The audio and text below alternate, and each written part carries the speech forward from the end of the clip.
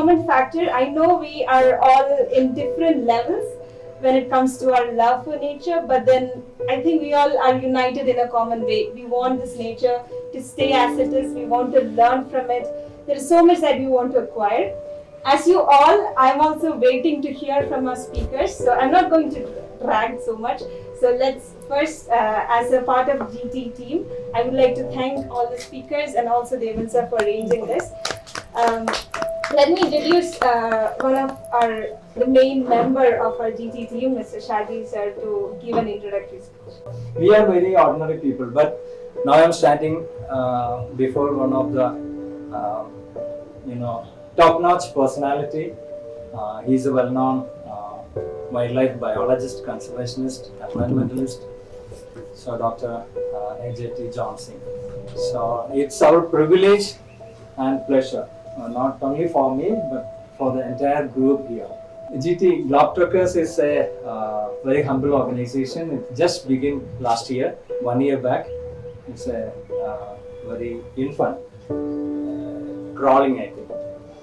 But we have a lot of dreams, plans, and we have a lot of big people like Devanji along with us. So it's all going to help us to move forward. So we need new organizations at every time. We cannot rely on 100-year-old organizations, still ideological or whatever the ways we can apply. We need a new organization. So we believe that GT is also going to be one of the new organizations which take it up some thoughts, some training like this training to the field. So he trekked Western Ghats or some Himalayas or wherever he trekked, he had a purpose. So personally, I encourage my team to go for trekking with a purpose, not to entertain ourselves, not to not for fun or something. But if you have a purpose, like we have a lot of other people, they train us to learn the name of the tree, identify the flowers, identify the sound of the animals. Those are training for us. But she rightly said, you dig in deep, you learned it, and we are going to listen from you. So, in my case, I didn't have so much of the luxury of connecting together or exchanging notes and all that. So I just connected straight with the people with them, like Padma ji or Sanjay ji or such people. But then they added a lot of value. I also added some kind of a value, I hope. Sure. Very much. So that actually that led to connections with Johnsingh sir kind of people, which actually see every time, like yesterday when I was driving for 7 hours, I was only listening to him. We were all, by the way. Yes. It was actually a classroom on the wheels. Now, day after tomorrow, we will have a classroom on the wheels back to Bangalore. Mm-hmm. So that is everything, every word. Sometimes we have to just keep silent because so much of wisdom comes. My name is Padma Mohanty. I belong to the Kerala cadre of Indian Forest Service, 2001 batch. My last posting here was Chief Conservator of Forest, Eco Development and Tribal Welfare. After that, I went on a deputation to Odisha. Odisha is my home state, and I have my better half Tanmay here, a friend. Hello. Ashish, and Devanji is a great friend, and Johnsingh sir is my teacher. So whatever wildlife I have learned, I think a great deal goes to him for having instilled in me the love for wildlife, love for nature, and it's very nice to see people. When she came for the training program in Wildlife Institute of India for the diploma course. Training. So walking with him, if you have not walked with Dr. Johnsingh, you miss something in life. So walking with him is itself a great learning experience, and the hands-on you get when you walk with him, that gives you a lot of insight into wildlife management and gives you a lot of insight into how to manage your life as well. So coming to my talk, I was not prepared. I'll talk informally, not much into the formal part of it. I'll share a bit of my life's experiences. So when we talk about, we are all here as she said, for a common cause, protection of environment or love for nature.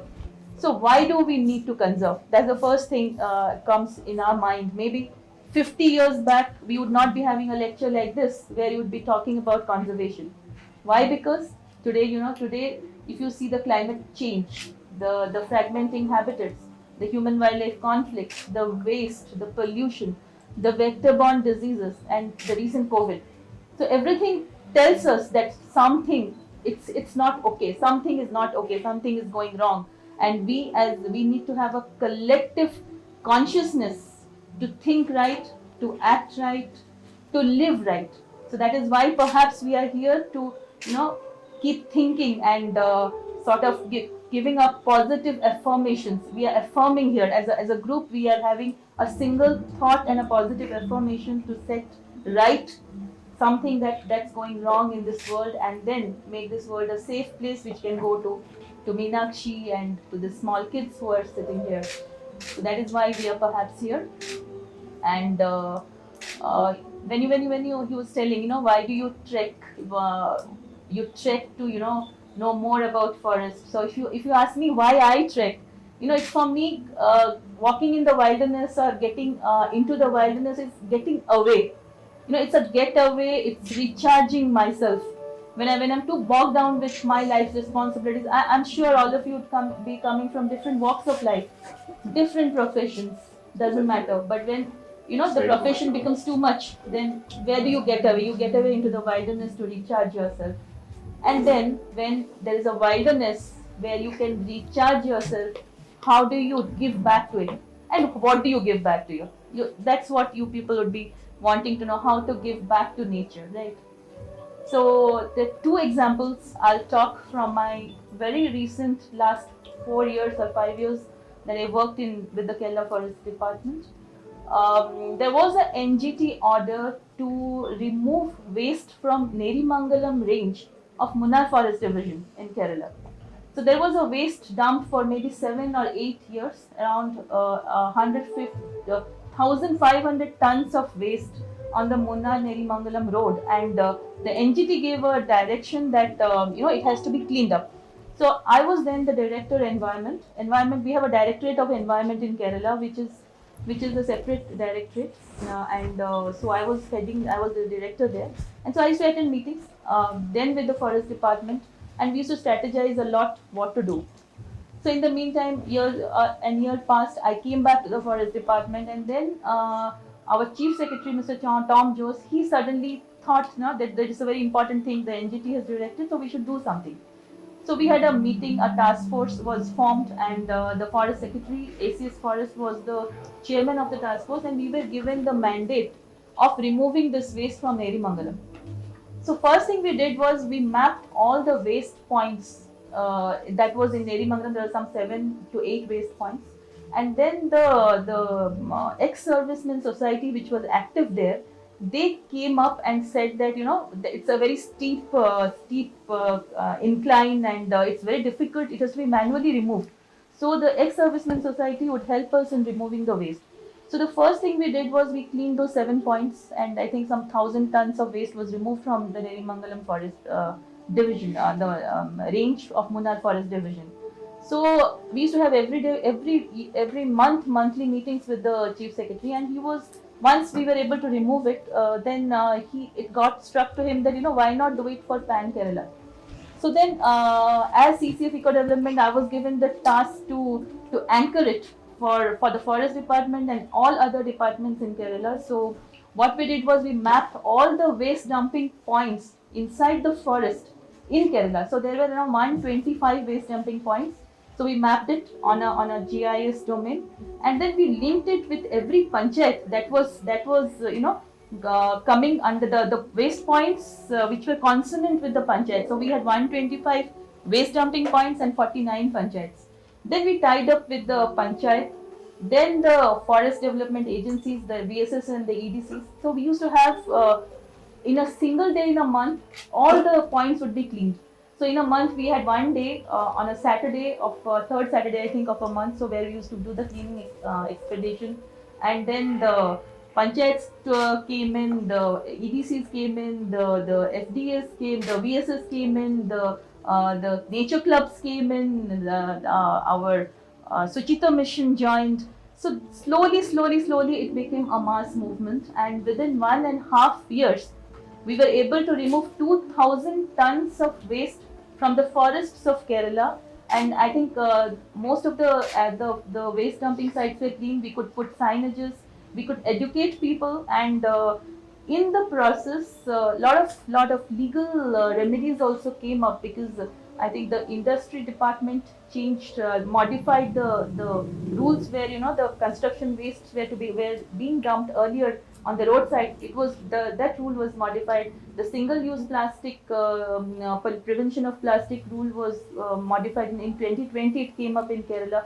So through this small NGT guideline, NGT order, which was the executive direction, finally within 1.5 years, it became a people's What is movement. NGTP? National Green Tribunal, sir.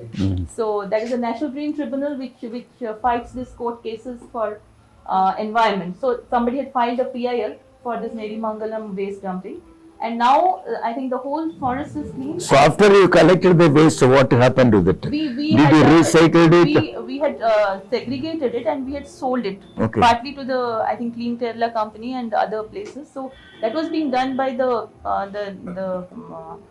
ex-servicemen society who were present Very- there. very And good. this whole thing has been documented in a book, profitable book called Bonding with Woods.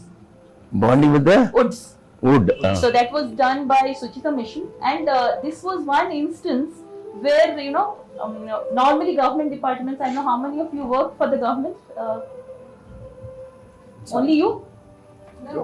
Okay. So we all work in, silos. No, we all work in isolated, watertight compartments, right?